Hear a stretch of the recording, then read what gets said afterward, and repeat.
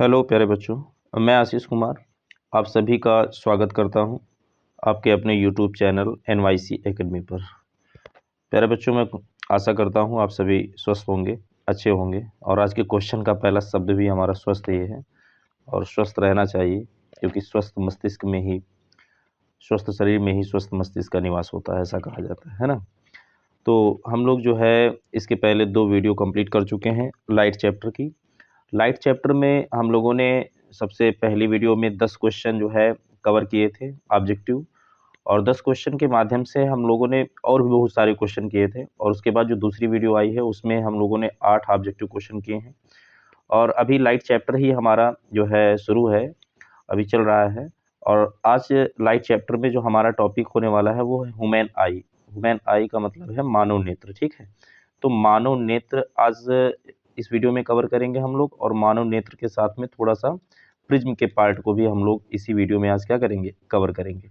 मतलब मानव नेत्र और प्रिज्म दोनों को मिला के जो भी ऑब्जेक्टिव क्वेश्चन आपके एग्जाम में बनने वाले हैं, उन प्रश्नों को हम लोग आज इसमें इस वीडियो में कवर करेंगे, ठीक है। तो आप लोग जल्दी से जो है पेन और कापी उठा लीजिए और हम लोग ज़्यादा देरी नहीं करते हैं, वीडियो को जल्दी से शुरू करते हैं। हम लोग क्वेश्चन लेते हैं। देखिए, सबसे पहला क्वेश्चन आपकी स्क्रीन पर जैसा कि दिख रहा होगा कि स्वस्थ आँख का निकट बिंदु होता है, यानी स्वस्थ आँख का निकट बिंदु हमसे पूछा जा रहा है कि जो स्वस्थ आँख होती है उसका निकट बिंदु जो है होता है। अब इसमें आपके ऑप्शन हैं 25 सेंटीमीटर, 50 सेंटीमीटर, 100 सेंटीमीटर और अनंत है इसमें, ठीक है। तो सबसे पहले मैं आपको बता दूं जरा सा 2-3 बातें। देखो, अगर हम लोग आई की बात करें तो आई मीन्स आँख, ठीक है। तो जो नेत्र होता है एक संवेदी अंग है नेत्र, ठीक है। और आँख जो होती है, आपको थोड़ा सा चित्र के माध्यम से मैं समझाने का प्रयास करता हूँ। मानव नेत्र में क्या होता है कि ये ऐसे जो है 3 लेयर होती हैं। कितनी लेयर होती हैं? 3 लेयर, ठीक है। तो रफली मैं थोड़ा सा बनाऊंगा। 3 लेयर होती हैं मानव नेत्र में।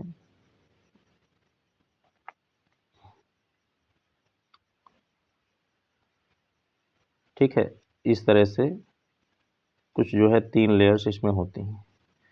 तो अगर हम लोग बात करें तो ये जो मानव नेत्र होता है, इसमें क्या क्या होता है ये पहले आपको जानना जरूरी है। तो यहाँ पर जो सबसे भीतर की परत है, ये इसको हम बोलते हैं रेटिना, ठीक है। और यहाँ पर ये ऐसे कॉर्निया लगा दिया जाता है, ठीक है। और यहाँ मांसपेशियों में जो है इस तरह से लेंस फंसा होता है, ठीक है, ऐसे। और इसके अंदर भी द्रव भरा होता है, ठीक है। और यहाँ पर बीच में भी द्रव भरा होता है। तो ये जो द्रव भरा होता है इसको हम लोग कांचाभ द्रव बोलते हैं। क्या बोलते हैं?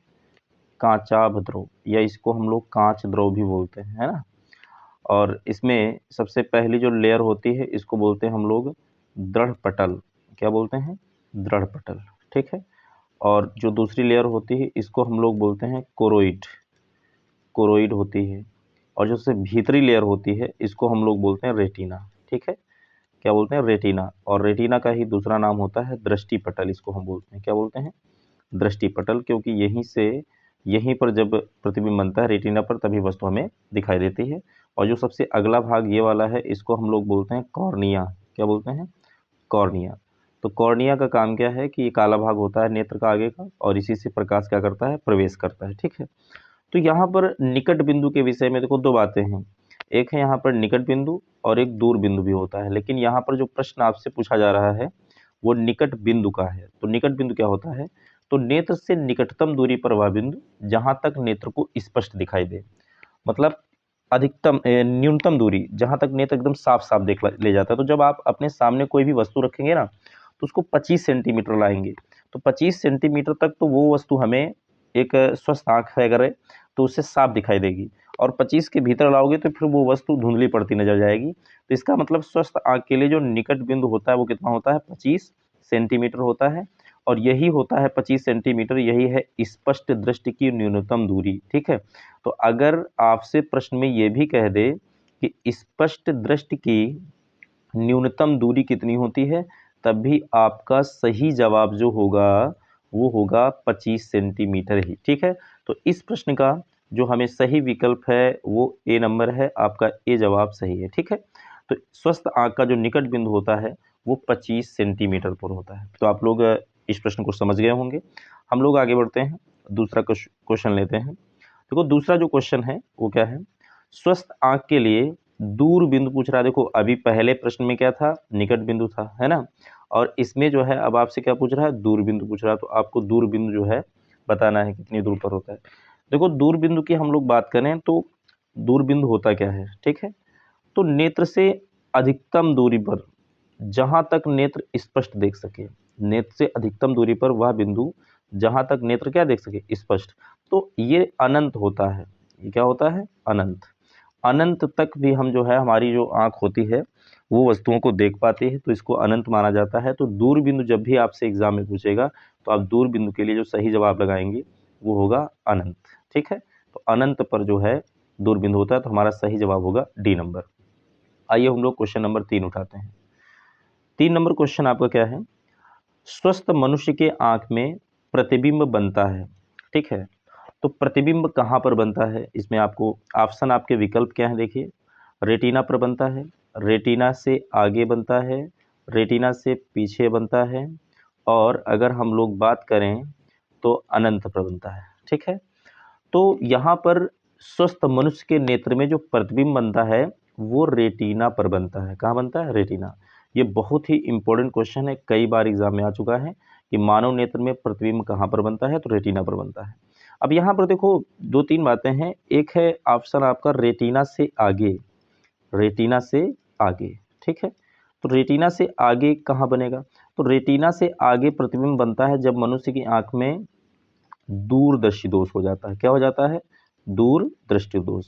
तो दूरदर्शी दोष अगर मनुष्य को हो गया तो फिर प्रतिबिंब रेटिना पर न बन के रेटिना से आगे बनेगा। ठीक है, और अगर जो है एक ऑप्शन इसमें सी है, तो रेटिना से पीछे, तो रेटिना से पीछे प्रतिबिंब पर बनेगा।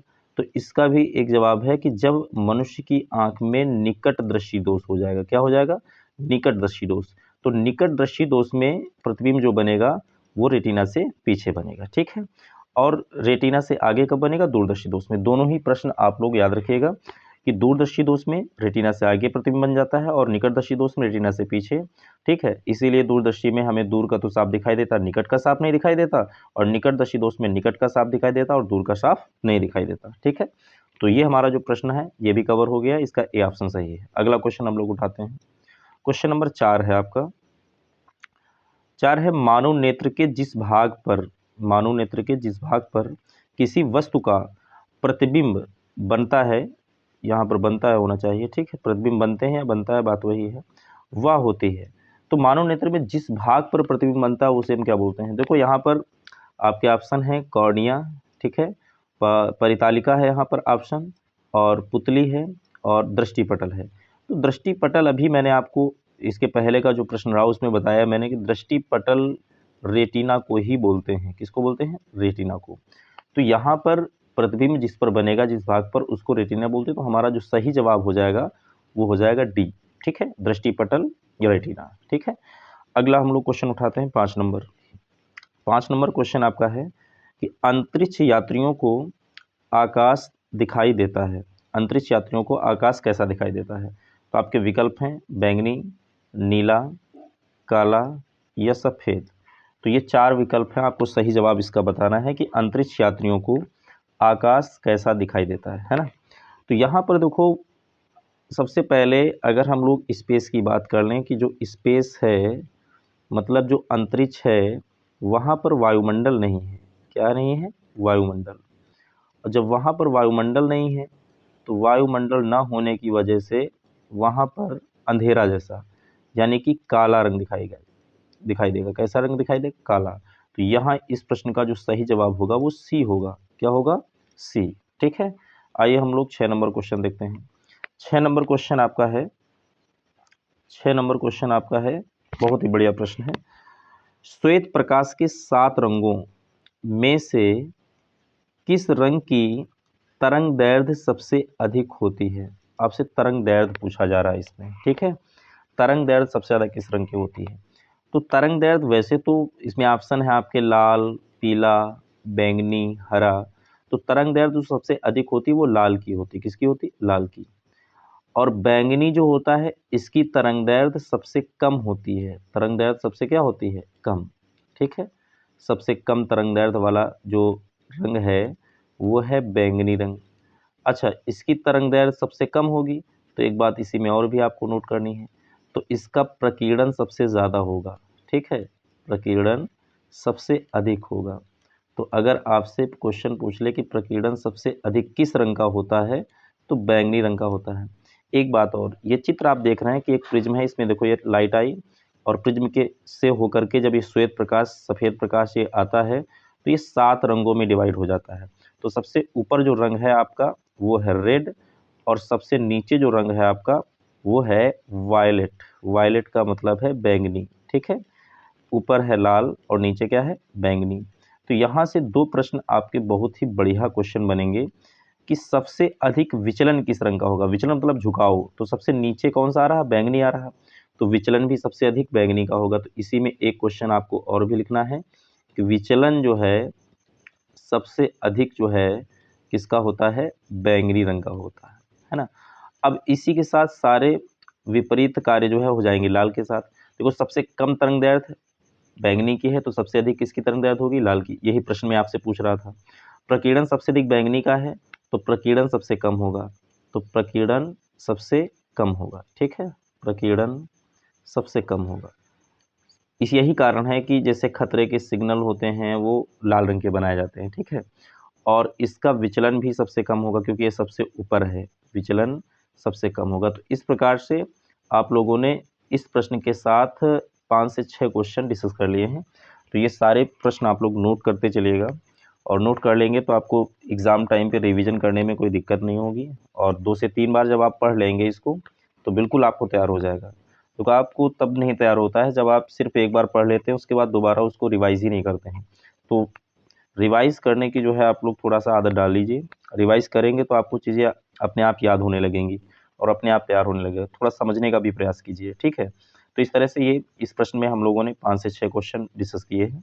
अब देखो इसी में व्हाइट लाइट आ रही और इधर 7 कलर निकले, यही जो घटना कहलाती है इसी को बोलते हैं वर्ण विक्षेपण। क्या बोलते हैं? वर्ण विक्षेपण। यानी श्वेत प्रकाश का अपने रंगों में विभक्त होना ही वर्ण विक्षेपण कहलाता है। ठीक है, यही वर्ण विक्षेपण है ना? आइए हम लोग अगला क्वेश्चन उठाते हैं। अगला क्वेश्चन नंबर है आपका 7। 7 नंबर क्वेश्चन है कि आँख में प्रवेश करने वाले प्रकाश की मात्रा को नियंत्रित कौन करता है? अब आँख में प्रकाश प्रवेश करता है और उस प्रकाश की मात्रा को नियंत्रित करने वाला आँख के भीतर का कौन सा भाग है? तो यहाँ पर आपका विकल्प है पश्चाभि या सिलेरी मांसपेशियाँ, दूसरा है नेत्र लेंस और तीसरा है पुतली और चौथा है कॉर्निया या स्वच्छमंडल। तो इस प्रश्न का जो सही जवाब होगा वो होगा पुतली। देखो, पुतली या इसी का दूसरा नाम होता है नेत्र तारा। नेत्र तारा। पुतली की विशेषता ये होती है कि ये कम प्रकाश में अपने आप बड़ी तथा अधिक प्रकाश में अपने आप क्या हो जाती है? छोटी। तो जिससे क्या है कि आँख में नियंत्रित मात्रा ही प्रकाश की प्रवेश कर पाती है ना? तो आँख में प्रवेश करने वाले प्रकाश की मात्रा को नियंत्रित करने का काम कौन करेगा? पुतली। अब इसमें एक देखो लिखा है नेत्र लेंस, तो थोड़ा सा नेत्र लेंस को देख लेते हैं हम लोग। इसमें 1 से 2 प्रश्न आपके इंपॉर्टेंट हैं। देखो, जो नेत्र लेंस होता है कई बार पूछा गया कौन सा होता है? उत्तल होता है। कौन सा लेंस होता है? उत्तल लेंस। नेत्र में, मानव नेत्र में कौन सा लेंस होता है? उत्तल लेंस होता है। और साथ में ये प्रोटीन का बना होता है। काहे का बना होता है? प्रोटीन का बना। प्रोटीन का बना होता है और एकदम जेली के समान मुलायम होता है। ठीक है, ये बात आपको याद रखनी है।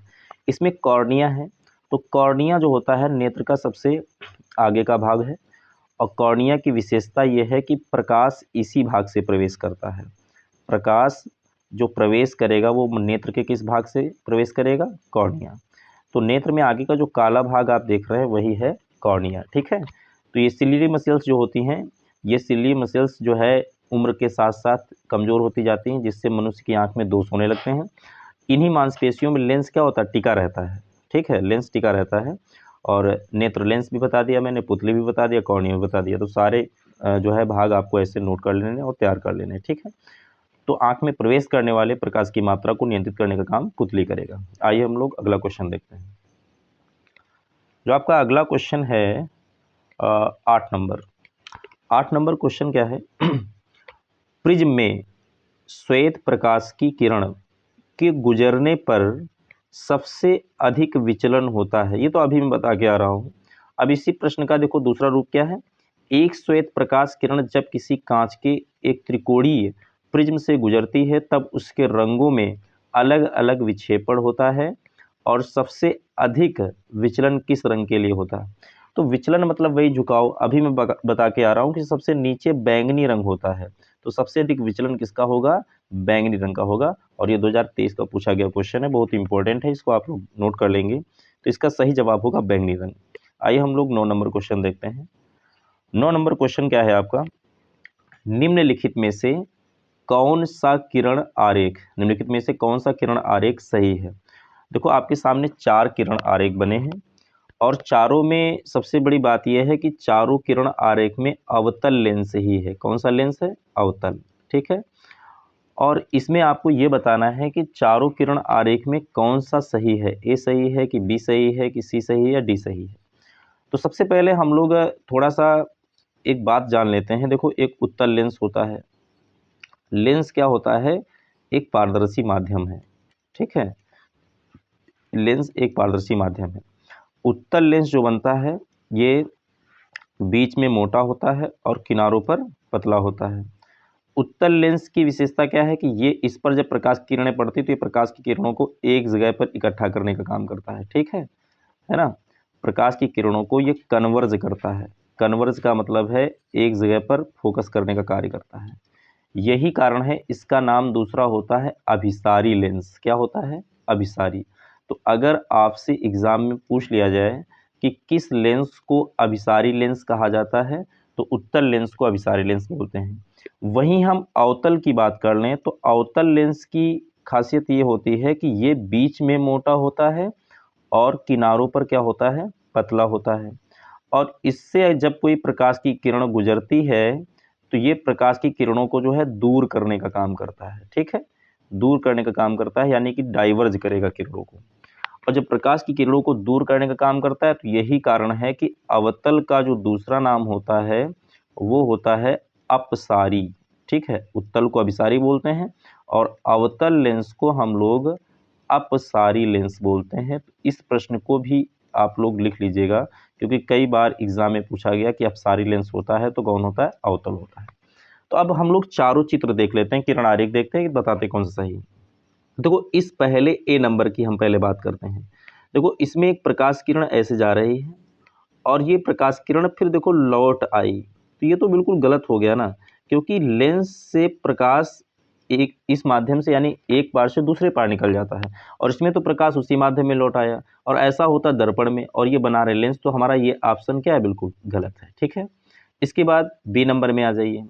बी नंबर में क्या हुआ कि देखो प्रकाश किरण मुख्य अक्ष के समांतर चली, लेकिन ये अवतल लेंस है और अवतल लेंस जो क्या करता है कि प्रकाश की किरणों को डाइवर्ज करने का काम करता है और यहाँ तो प्रकाश किरण मुख्य अक्ष की ओर आ गई है ना, तो ये भी प्रॉपर्टी आपकी क्या हो गई? गलत। ये भी ऑप्शन गलत हो गया आपका। इसके बाद सी नंबर में आते हैं। सी नंबर में हमसे कह रहा है देखो प्रकाश की किरण ऐसे गई और ऐसे जाने के बाद ये यहाँ से इसने किरण को जो है डाइवर्ज किया, यानी कि दूर चली गई। और देखो जब इसको हम पीछे की ओर बढ़ाएंगे तो ये कहाँ से आती हुई प्रतीत हो रही? फोकस से। तो ये कहीं तक नियम बिल्कुल सही बैठ रहा है। चलो आगे वाला भी देख लेते हैं। और इसमें देखो क्या हुआ कि प्रकाश किरण बिल्कुल सीधी निकल गई और ये बिल्कुल गलत है, क्योंकि बिल्कुल सीधी जाएगी जब प्रकाश की किरण प्रकाशी केंद्र से गुजरेगी। ये प्रकाशी केंद्र होता है ऑप्टिकल सेंटर ओ। अगर यहाँ से ऐसे कोई किरण जाती तो बिल्कुल वो सीधी निकल जाती। अब यहाँ से सीधी तो निकल नहीं जाएगी, तो ये ऑप्शन भी हमारा क्या है? गलत है। तो हमारा जो बिल्कुल सही उत्तर इसका होगा वो होगा सी। ठीक है, आप लोग इसको देख लीजिएगा, बहुत बढ़िया प्रश्न है, 2023 में ये भी पूछा गया है और मैंने चारों ऑप्शन आपको अच्छे से बताए हैं। तो इनको एक बार फिर से, आपको वीडियो नहीं समझ में आता है तो प्लीज़ आप लोग जो है वीडियो को फिर से बैक करके देख लीजिएगा। ठीक है, तो समझ में आ जाएगा। तो सी नंबर ऑप्शन आपका बिल्कुल सही हो गया इसका जवाब। आइए हम लोग लास्ट क्वेश्चन देखते हैं आज के वीडियो का। देखो जो 10 नंबर प्रश्न है वो है निकट दृष्टि दोष के निवारण के लिए व्यक्ति के चश्मे में प्रयुक्त होता है। देखो निकट दृष्टि दोष, दूरदर्शी दोष। ठीक, वैसे दोष कई सारे होते हैं, निकटदर्शी दोष भी होता है, दूरदर्शी दोष है, और उसके अलावा अबिंदुकता होता है, और वर्णांधता भी होता है, जरा दूरदर्शिता भी होता है, कई सारे दोष होते हैं। लेकिन पहले इस हम लोग प्रश्न को कर लेते हैं। निकटदर्शी दोष के निवारण के लिए व्यक्ति के चश्मे में प्रयुक्त होता है। तो निकटदर्शी दोष के निवारण के लिए व्यक्ति के चश्मे में अवतल लेंस प्रयुक्त होता है। अब सबसे ज़्यादा समस्या होती है कि बच्चे जो है समझ नहीं पाते हैं कि सर जी इसमें हम कंफ्यूज हो जाते हैं कि निकट में अवतल आएगा कि उत्तल आएगा। तो मैं आपको थोड़ा सा इसका एक ट्रिक बता देता हूँ। देखो, निकट और ये दूरदर्शी दोष है।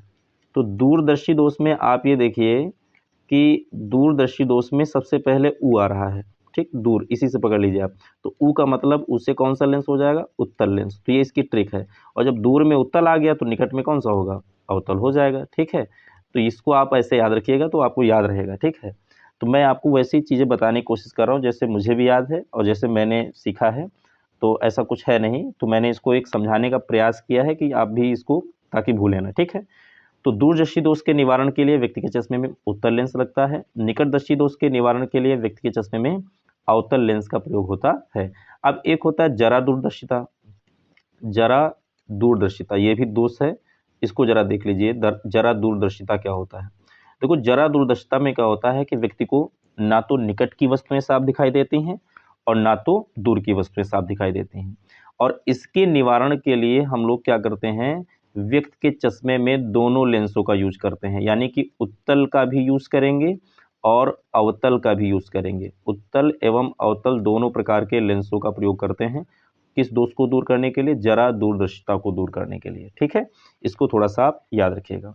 तो आज जो है आपका वीडियो थोड़ा सा 2-4 मिनट ज़्यादा हो गया है, तो फिलहाल ज़्यादा बताने की कोशिश की जाएगी तो ज़्यादा समय हो ही जाता है। और आप लोगों ने सारे क्वेश्चन नोट कर लिए होंगे, और सारे क्वेश्चन नोट जरूर कीजिएगा जिससे कि आपको पढ़ने में आसानी हो और आपको याद करने में भी आसानी हो जाए, ठीक है। तो आज की वीडियो में इतने ही क्वेश्चन थे, और ये सारे क्वेश्चन प्लीज़ आप नोट जरूर कीजिएगा। और वीडियो पर जो भी लोग चैनल पर नए हैं तो आप लोग वीडियो को जो है सब्सक्राइब जरूर कर लीजिएगा, ठीक। चैनल को सब्सक्राइब जरूर कर लीजिएगा और लाइक का बटन जो है प्रेस कर दीजिएगा।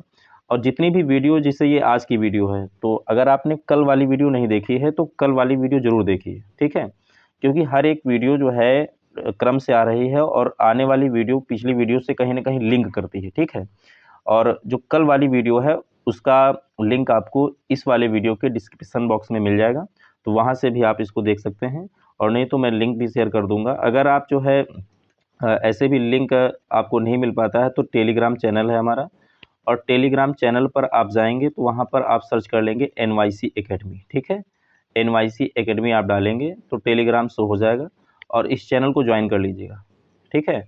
और इसको ज्वाइन कर लीजिएगा तो इस पर भी जो है जैसी वीडियो पब्लिश होती है वैसे ही जो है आपका वीडियो का लिंक इस पर आ जाता है, तो यहाँ से भी आप देख सकते हैं, ठीक है। तो आज की वीडियो में हम लोग इतने ही रखते हैं। आशा करते हैं आपको सारे क्वेश्चन समझ में आए होंगे, और कल हम लोग नेक्स्ट फिर एक नई वीडियो में नए टॉपिक के साथ जो है मिलेंगे। धन्यवाद।